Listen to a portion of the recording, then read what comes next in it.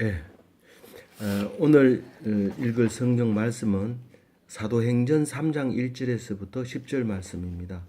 한 절씩 교독하겠습니다. 제가 읽고 다 같이 한 절 읽고 이렇게 하겠습니다. 제9시 기도 시간에 베드로와 요한이 성전에 올라갈새 나면서 못 걷게 된 이를 사람들이 메고 오니 이는 성전에 들어가는 사람들에게 구걸하기 위하여 날마다 미문이라는 성전문에 두는 자라. 그가 베드로와 요한이 성전에 들어가려 함을 보고 구걸하거늘 베드로가 요한과 더불어 주목하여 이르되 우리를 보라 하니 그가 그들에게서 무엇을 얻을까 하여 바라보거늘 베드로가 이르되 금과 금은 내게 없거니와 내게 있는 이것을 내게 주노니 나사렛 예수 그리스도의 이름으로 일어나 걸으라 하고 오른손을 잡아 일으키니 발과 발목이 곧 힘을 얻고 뛰어서서 걸으며 그들과 함께 성전으로 들어가면서 걷기도 하고 뛰기도 하며 하나님을 찬송하니 모든 백성이 그 걷는 것과 하나님을 찬송함을 보고 그가 본래 성전 미문에 앉아 구걸하던 사람인 줄 알고 그에게 일어난 일로 인하여 심히 놀랍게 여기며 놀라니라. 아멘. 베드로가 예수님이 부활하시고 성천하신 뒤에 첫 번째로 설교를 하고 첫 번째로 병을 고치는 그런 기적의 이야기인데 앞에 설교를 했더니 3천 명이 세례를 받게 되고 세례 받기 전에는 120명이 예수님의 제자들이 모여 있었고 또 12명의 사도가 있는 자리에서 설교했는 모습이 이 앞에 이야기에 나오는 겁니다. 근데 오늘 이 이야기는 상당히 긴 이야기인데 오늘 앞에만 잠시 이제 이야기한 겁니다. 무슨 말이냐면 나면서부터 못 걷게 된 사람을 고치는 이야기인데 이게 4장 22절까지 연결이 돼요. 이 사람 나이를 4장 22절에 이야기를 해요. 몇 살일까요? 이 사람이 40세예요. 4장 22절에 읽어보면 나이가 그 사람이 40세였더라 그렇게 얘기합니다. 나면서부터 못 걷게 돼 가지고 40살이 된 사람이 이제 낫게 되는 이야기가 나오는 이야기입니다. 이 사람이 낫게 되는 이야기가 언제 시작이 되느냐면 제9시 기도 시간에 이릅니다. 이 기도 시간이 지금도 무슬림들은 하루에 5번 기도하는데 이 9시는 지금 말하면 오후 3시쯤 되는 거예요. 여기 성경에 나오는 신약에 나오는 시간에다가 6을 더하면 돼요.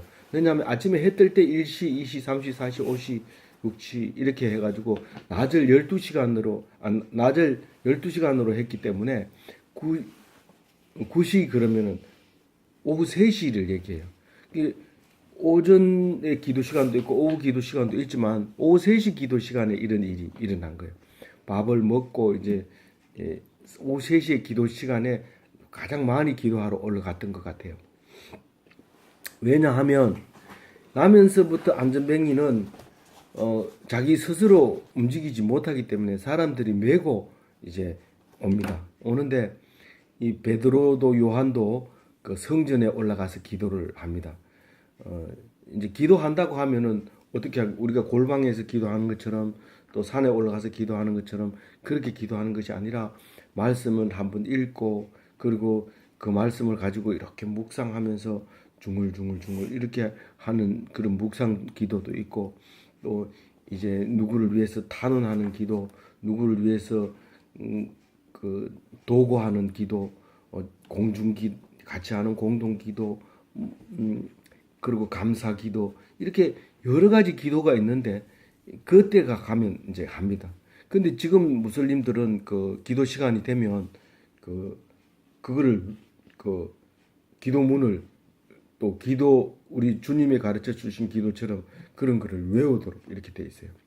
근데 이때도 이제 베드로와 요한이 이제 올라가게 되는데 베드로는 잘 알지요. 베드로는 우리 그 교회의 지도자로서 교황 1대 교황이 누구냐 이러면 베드로 이렇게 얘기합니다. 바울이 아니고 베드로입니다. 그래서 예수님이 살아 계셨을 때 베드로를 보고 네가 반석이 되리니 너 위에 교회를 세우겠다 그런 말을 합니다. 그래서 베드로가 첫 번째 이제 그 교황으로 인정을 받게 됩니다. 그런데 이 우리가 말할 때는 12제자 중에서 반장, 그다음 부반장은 요한입니다. 그 베드로는 예수님의 제자가 될 때 누구의 전도를 받게 되는데 누구의 전도를 받죠? 안드레. 네, 안드레라고 하는 동생의 전도를 받습니다. 안드레하고 요한은 사도 요한의 제자였어요. 세례 요한의 제자였어요. 여기서 나오는 요한은 사도 요한이라 하고 예수님을 세례를 준 사람은 세례 요한이라고 하는데 그 세례 요한의 제자였다가 나중에 예수님이 오니까 예수님을 세례를 주고 난 다음에 예수님이 사역을 다른 사람을 세례를 주면서 막 이렇게 사역을 하니까 요한의 제자들이 이 예수님의 제자로 이제 가게 됐는데 그게 이제 안드레와 요한이었죠. 근데 이제 요한은 자기 형 야고보를 전도를 합니다. 그래서 야고보가 이제 형 야고보를 전도하고 안드레는 자기 형 베드로를 전도를 합니다. 그래서 와가지고는 이제 베드로가 반장되고 요한이 부반장 되는 거예요. 그래서 야고보와 요한은 어머니가 아주 치마 바람이 셉니다. 그래가지고 예수님한테 와가지고 예수님이 하늘나라에 임하실 때 우리 아들 하나는 좌측에 하나는 우측에 앉혀달라고 이러니까 그 소리를 들은 사람들이 막 난리가 났어요. 어떻게 염치 없기 싫어 그렇게 얘기하냐고 막 이랬는데 예수님이 내가 받을 자는 너희들이 받을 수 있느냐 이렇게 얘기합니다. 그렇게 얘기할 때 결국은 그 잔을 받는 거예요. 야고보가 예수 믿는다고 죽일 때 제일 먼저 죽임을 당해요. 야고보 형이 제일 먼저 당하고 요한은 동생인데 어려가지고 끝까지 남아서 요한복음을 쓰고 요한 1, 2, 3서를 쓰고 마지막에 있는 성경 요한계시록을 써요. 그래서 책을 전부 다 5권을 써요. 그리고 예수님 어머니 마리아를 모시고 섬에 유배 가가지고 엄마가 마리아가 죽을 때까지 봉양을 하게 돼요. 그래서 성경적으로 보면 하나는 좌편에 하나는 우편에 있었다고 볼 수 있죠. 그렇게 엄마가 잘 키운 두 아들이. 그리고 베드로는 고기잡이 어부였죠. 그런데 성격이 워낙 이렇게 활발하다 보니까 앞장서기도 하고 그러다가 이제 베드로가 이제 예수님께 인정을 받고 부활한 다음에 죽은 다음에 다시 부활한 다음에 성천하기 전에 만나가지고 베드로 보고 네가 나를 사랑하느냐, 네가 나를 사랑하느냐, 네가 나를 사랑하느냐 이렇게 3번이나 물어봐요. 베드로가 맨 처음에 물어볼 때는 예 사랑하는 줄 주님이 아시잖아요. 이래놓고는 2번째 물을 때도 똑같이 그래요. 근데 이제 예수님은 네가 나를 아가페 하느냐 이렇게 물으는데 베드로는 스톨게 합니다. 둘 다 사랑이라는 말이지만 다른 말로 주고받고 대답을 해요. 그러다가 나중에 네가 스톨게 하느냐 3번째 물을 때 그렇게 물어봅니다. 막 깜짝 놀래가지고 예수님은 계속 아가페로 얘기해야 되는데 갑자기 자기가 쓰는 말로 하니까 놀래가지고 거기서 엎드립니다. 그래서 결국은 이제 예수님이 모든 교회를 베드로에게 맡겨놓고 이제 성천하게 되는 거죠. 그래서 이제 베드로를 반석이라고 하면서 교회가 베드로 위에 서게 될 것이다. 그런 얘기를 합니다. 그런데 이제 바울이라고 하는 사람이 유명한 사람이 이 실력이 있는 사람이 그 예수를 전파함으로써 성경책은 베드로전서, 베드로후서 2권밖에 안 썼지만 바울은 13권을 씁니다. 그렇게 해서 우리에게 이제 성경이 되게 만들어 주죠. 그래서 베드로와 요한은 반장 부반장, 야고보는 세 사람 부르면은 삼총사 야고보가 들어가고 네 번째 부를 때는 안드레 들어가고 그다음에 6명이 주로 많이 따라다녔는데 빌립과 바돌로메인데 이 두 사람은 이 베드로와 안드레의 고향 친구예요. 고향 친구가 아니라 고향 사람이에요. 그래서 이제 주로 이 6명이 12명이 제자가 있지만 그래도 6명이 주로 이제 예수님의 제자 이름으로 계속 나오고 있었어요. 근데 오늘 이제 베드로하고 요한이 기도하러 갑니다. 물론 다른 사람들도 많이 가겠죠. 많이 이제 그 기도하러 올라갔겠지만 이 두 사람이 둘이 가고 있는데 이제 거지가 나면서부터 안전병이 된 사람을 누가 매다가 성전 앞에다 놓는데 그 성전에 들어가려면 문이 여러 개가 있어요. 여러 개가 있는데 그 중에서 미문이라고 하는 곳이 있었는데 아마 여기 미문에만 이 거지를 그 구걸하는 사람을 갖다 놨던 것 같아요. 왜냐하면 그 문 자체의 이름을 미문이라고 해서 아름다운 문 이렇게 이름을 붙였어요.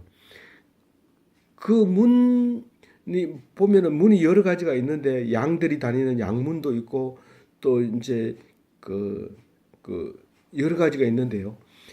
여기 문 이름만 딱 들어봐도 요거는 구걸하는 사람들이 있을 것 같은데 거기에다가 갖다 놓습니다. 근데 이것도 함부로 갖다 놓으면 안 되죠. 우리가 이걸 앵벌이라고 그래요. 누가 이제 갖다 놓고 이제 돈도 걷어가고 이제 사람도 데리고 가고 이렇게 하는 걸 앵벌이라 하는데 전국에 있는 거지들 다 모아놓을 수가 없어요. 그래서 뒤에서 비호 세력이 있는 거예요. 우리 시장에서 호떡 장사를 해도 비호 세력 없이는 그거 못합니다. 아무나 가서 못해요. 그래서 보호해주는 사람이 있어야 돼요. 그처럼 이 사람도 그런 사람이 있어서 그 앞에다 딱 갖다 놨습니다. 그래서 이제 3시가 돼서 올라가는데 이 기도하러 가는 사람들이 제일 적선을 많이 하죠. 이제 마음이 이제 굉장히 부드러워져 있고 그러니까 거기에 이제 자리를 딱 잡게 됩니다. 근데 그 왜 내가 그 비호 세력이 있다 그 말하느냐 하면 이게 아주 길게 4장 22절까지 이야기가 길게 늘어져 있는 이유가 그 이권이 있는 사람들이 나중에 이제 베드로 요한을 잡으려고 그래요. 잡으려 할 때 이권 얘기는 안 하죠. 이권 얘기는 안 하지만 이 사람들이 지금 부활에 대해서 이야기하고 있고 이러니까 그걸 잡으려고 하는 그런 일이 생겨요. 그러면 이게 분명히 이제 그런 거하고 관계가 있다는 거예요. 그런데 그 선천적으로 다리가 보행에 장애가 있다면 이 사람은 아예 걸어보지도 않았다는 거예요. 걸어본 적이 없다는 거예요. 그래서 그 항상 다른 사람에 의해서 움직이는 피동적인 사람이었어요. 그래서 매주는 사람이 있어야 되고 또 그 구걸하는 장소도 성전 제일 좋은 골든 시대에 앉아요. 제일 좋은 자리에 앉아서 사람들이 얼굴 쳐다보고 돈을 주고 갈 수 있도록 그렇게 하는 좋은 장소에다가 딱 놓습니다. 그래서 베드로하고 요한이 이제 기도하러 갈 때 눈이 딱 마주치게 됩니다. 이 만남은 그냥 만남이 아니고 숙명적인 만남이에요. 우리의 만남은 우연이 아니야. 이것은 우리의 바람이고 운명이었어. 이런 노래가 있잖아요. 그 두 사람은 이제 운명적인 만남을 하게 됩니다. 근데 4절에 보면 베드로가 요한과 더불어 주목하여 이르되 우리를 보라 이렇게 얘기합니다. 근데 보통 구걸은 이렇게 냄비를 놓고 엎드립니다. 그 앞에 우리나라 거지들도 보면 다 그렇게 돼 있어요. 이렇게 거기서 엎드리면 지나가는 사람이 그 냄비에다 놓고 가지 사람 거지 얼굴을 안 보고 가요. 근데 이 베드로 요한은 나를 보라는 거예요. 거지 보고 나를 똑바로 보나. 이제 뭐 하려고요? 기적을 일으키려고. 똑바로 봤을 때 기적이 일어나지 뭐 그렇겠지 하고 늘 고정관념에서 뭐 그렇게 생각하면 기적이 안 일어나요. 똑바로 보고 분명하게 보고 그랬을 때 이제 일어납니다. 그런데 5절에 보면 보라고 하니까 이 사람이 뭘 주려고 하는가? 아주 뭐 큰 걸 주려고 하는가? 그렇게 생각한 거죠. 물론 큰 걸 주려고 하죠. 주려고 하는데 그렇게 해서 이제 딱 쳐다보는데 이 베드로가 청천벽력 같은 소리를 합니다. 청천벽력이 뭐죠? 마른 하늘의 날벼락을 청천벽력이라 하잖아요. 나는 네가 원하는 금과 은은 없다. 그렇지만 내가 가진 것이 있는데 난 그걸 주고 싶다. 받을래? 그렇게 합니다. 그러니까 이 사람이 뭔지 모르고 주는 거니까 받겠다는 거죠. 여기는 긴 얘기를 안 써놨습니다. 짧게 써놨지만 내가 가진 거 없는데 내가 가진 거 너희 줄까? 그렇게 얘기합니다. 아무도 없다면서 뭘 줄 건데 이제 이렇게 말하는 거죠. 그러니까 이제 나사렛 예수 그리스도의 이름으로 일어나 걸으라고 얘기합니다. 우리가 못생기면 못생긴 대로 그냥 살지 그렇게 생각합니다. 근데 언제까지 그런 생각하면 죽을 때까지도 생각해요. 근데 성형수술 할 생각은 전혀 안 했어요. 근데 성형수술 한번 딱 갖다 놔고 나서는 어느 병원이 잘하고 어느 병원이 잘하고 어디 가면 싸우고 다 압니다. 그 다음부터는 전심전력을 다해서 이쁜 모습 구하는 거죠. 그걸 몰라서 그렇지 알면은 그렇게 되는 거죠. 이 사람은 날 때부터 안전병이어서 그럴 생각을 처음부터 하지 않았고 생각 자체를 안 했던 거예요. 우리가 볼 때 이 엄청난 것을 베드로가 준 거예요. 요 앞에 예수님이 성천하시고 기도하러 모인 사람들이 모여서 첫 번째 한 게 뭐냐면요. 있는 사람은 돈을 다 팔고 재산을 다 팔고 가져와서 같이 사는 거였어요. 유무상통이라고 해요. 유무상통. 있는 사람이 돈을 내놓고 그리고 없는 사람은 그 필요한 만큼 가져가서 쓰고 이게 유무상통인데 다 내놓고 필요에 따라서 가져가라고 그러는데 없는 사람은 그건 뭘 내놨다는 거예요. 없는 사람은 뭐를 내놨다는 거예요. 있는 사람은 돈을 내놨지만 없는 사람은 뭘 내놨다는 거예요. 마음을 내는 거예요. 이 마음이 굉장히 중요하거든요.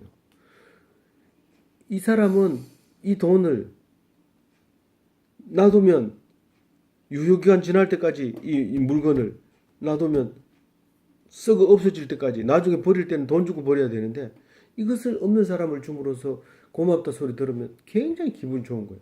이 돈 물건으로 기분 좋게 하기가 쉽지 않거든요. 그래서 그거를 내게 아무도 없는 것 같아도 하나님은 똑같이 줬다고 얘기해요. 재산 이만큼 있는 사람과 하나도 없는 사람과 똑같이 하나님이 너들 다 줬다고 얘기해요. 그래서 없는 사람이 기죽어서는 안 되는 거예요. 고맙다고 해야 되고 감사하다고 생각. 물론 뭐 얻어먹으면서 하나님 감사합니다 이러고 그 사람한테 고맙다 소리 안 하고 이러면 안 돼요. 고맙다 해야 돼요. 그래 그 소리를 듣고 이제 그 사람들은 힘을 내고 더 기분 좋아지고 그렇게 하는 거죠. 이 사람은 아무도 없어서 거지가 저기 앉아 있으면 뭐 달라 할까봐 겁이 나서 거지 뒤로 이래 해서 올라가고 이게 숨어서 가고 이러지 않았다는 거예요. 당당하게 가서 내가 가진 거 있다. 그건 너에게 줄게. 눈에 보이진 않지만 분명하게 내가 얘기한다. 나사렛 예수 그리스도의 이름으로 일어나 걸어라.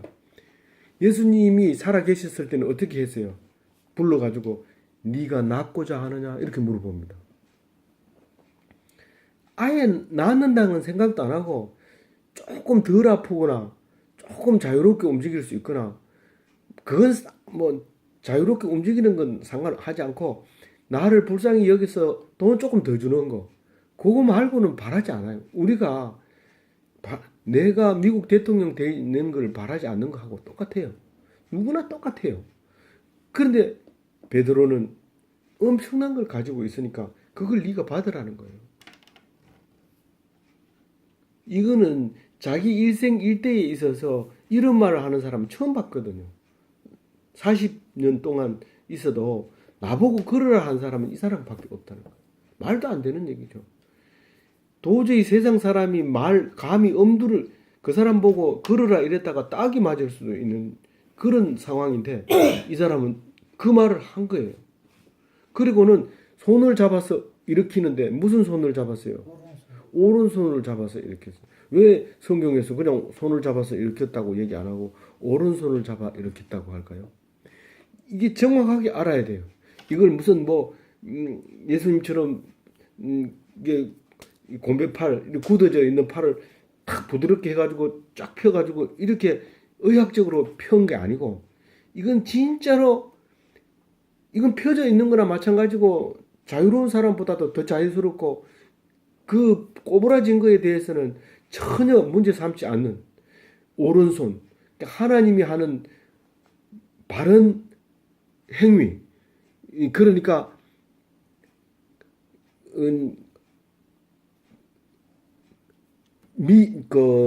옳은 사역을 얘기하는 거예요. 바른 사역.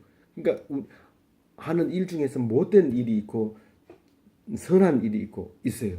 근데 이 오른손은 항상 선한 쪽으로 하는 것을 오른손이라고 해요. 성경에는 대부분 오른손이 나옵니다. 왜냐하면 성경이기 때문에. 성스러운 이야기만 쓰기 때문에 거의 오른손만 나옵니다. 그래서 왼손은 보통 이제 비유를 할 때나 쓰지 다 오른손을 씁니다. 그게 의미가 있다는 거예요. 오른손을 잡아서 일으켜 버립니다. 일으켜 버립니다.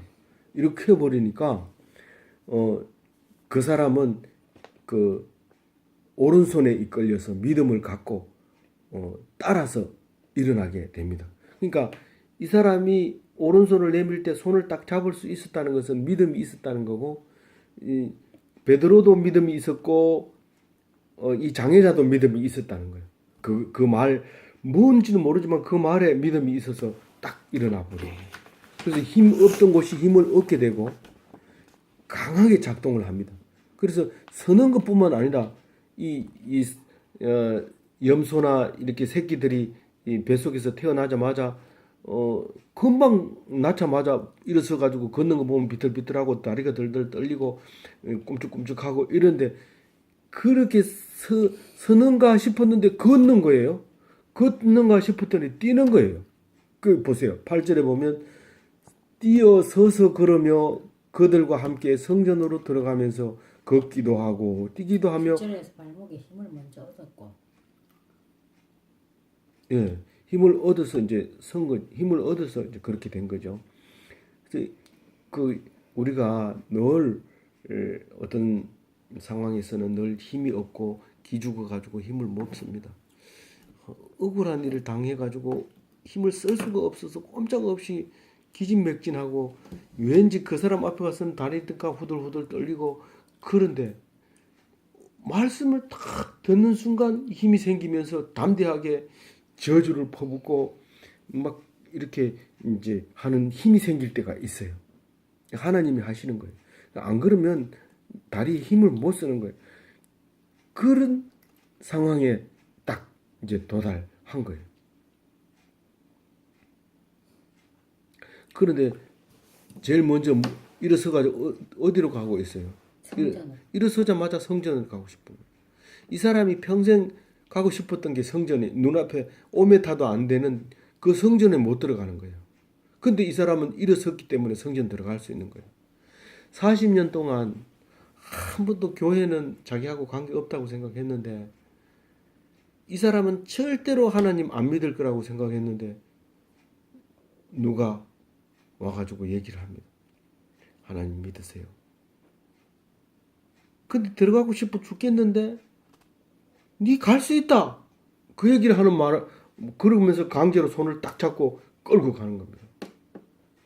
그렇게 들어갔을 때 그 성전이 제일 첫 번 가는 게 성전이죠. 갈 수 없었던 그 힘을 얻어가지고 그 이제 성전에 들어가는 일이 생기는데 일반인과 같이 하나님을 섬기려고 성전에 들어가는 거예요. 그 들어가면서 뭐 했다고요? 하나님을 찬송했다. 하나님 뭘 찬송했어요? 내가 그동안 뭐라고 했다고요? 40년 동안 뭘 했다고? 내가 안전뱅이로 돼가지고 원통하고 내가 나를 왜 만들었는지, 내가 왜 이런 소리도 못하고 기죽고 살아야 되는지, 하나님을 원망하고 그랬는데 그날 막 딱 다리에 힘을 얻고 용감하게 얻고 난 다음에는 하나님 나를 낳아주셔서 고맙습니다. 살려주셔서 고맙습니다. 그동안 여러 번 죽을 뻔했는데 살려줘서 고맙습니다. 그리고 내 이 기죽어 있던 이 길을 살려주셔서 감사합니다. 그렇게 찬송이 일어나게 되는 거죠. 그래서 이제 성전을 향해서 들어갑니다. 이 이야기가 이제 뒤에 쭉 이어지면 이 사람은 절대로 베드로를 안 떠납니다. 베드로를 꼭 붙잡고 있습니다. 그래서 이제 또 문제가 생기는 거예요. 저놈이 문 앞에 앉아 있어야 돈을 벌면 내가 챙기는데 저놈이 엉뚱한 우리가 싫어하는 베드로 옆에 가서 있는 거에 대해서 화가 나는 이야기가 뒤에 나옵니다. 이 많은 사람들이 구절에 보면 모든 백성이 그 걷는 것과 하나님을 찬송함을 보고 장애자가 고침을 받은 그 기적을 보게 되는데 하나님을 찬송하는 것을 보게 되는데 누구나 그 사람을 알고 있는 사람이에요. 그 사람은 단골로 거기 앉아 있었던 사람이고 적어도 성전에 들어가는 사람은 다 그 사람을 아는 사람이에요. 그가 본래 성전 미문에 앉아 구걸하던 사람인 줄을 알고 그에게 일어난 일로 인하여 심히 놀랍게 여기며 놀라니라. 희한한 일이다. 그러면서 두려워하고 그런 일이 생겼다고 말하고 있습니다. 사람에게 긍휼을 구하던 자가 이제는 하나님께 긍휼을 구합니다. 사람에게 불쌍히 여기시고 한 푼 줍시오 이렇게 하던 사람이 사람에게 안 하고 이제는 하나님 앞에 가서 하나님 나를 불쌍히 여기셔서 감사합니다. 그 사람 상대를 안 하고 하나님 상대를 합니다. 그러니까 놀란 거죠. 항상 저 사람은 내 말만 잘 들을 줄 알았는데 이 사람이 내 말을 무시하고 하나님 찾아서 가서 뭐라고 하면 당신이 나를 그렇게 명령할 수 있어? 내가 누군 줄 알아? 하나님의 아들이야. 하나님이 내 아버지야. 나는 날마다 아버지를 불러. 그렇게 얘기하면 사람들이 깜짝 놀랍니다. 이 사람이 미쳤던지 술 취했던지 아니면은 정신이 이상하든지 그런 사람이다. 그래서 놀라는 거죠. 근데 미쳐도 저런 미치면 좋겠다. 저렇게 자신감이 넘치고 기뻐하고 죽음을 두려워하지 않고 그래서 나도 좀 그랬으면 좋겠다. 그래 생각을 하게 된다. 이런 거지. 근데 오늘 왜 좀 짧게 했어요? 오늘 이 이야기가 뒤에까지 길게 3장 다 끝나고 4장 끝날 때까지 이 이야기가 이어지는데 사실 이 사건은 작은 사건이 아니거든요. 큰 사건이기 때문에 결국은 이 사건으로 말미암아 이제 그 이단으로 인정받고 이제 예수 믿는 사람들이 많은 핍박을 받게 됩니다. 왜 이단으로? 원래 유대인들은 이제 안식일 날 병 고쳐도 안 되고 또 제일 중요한 거는 이 사람들이 설교에 있어요. 설교가 죽으면 천국 간다 하는 이야기를 하기 때문에 이 지금 그 권력을 잡고 있는 사람들은 천국이 없다고 생각했는데 그 설교를 하기 때문에 이제 잡아들여요. 이유는 그거지만 사실상 말을 안 해서 그렇지 이 배후에 돈 대주던 사람이 돈줄이 끊어졌단 말이에요. 지금 그거를 해서 돈을 벌어야 되는데 돈을 못 벌게 됐잖아요. 그러니까 이해타산이 이제 걸려 있는 거죠. 그래서 결국은 잡아서 이제 혼내주게 되는데 예수 믿는 사람이 핍박이 이제 시작이 되고 결국은 이 사람들은 그게 맞다고 믿으면서도 이권이 걸려 있으니까 안 믿게 되는 거예요. 그래서 제일 먼저 이제 누가 죽어요? 야고보가 죽을 때 칼로 목을 베풀어요. 그 자세하게는 안 나와요.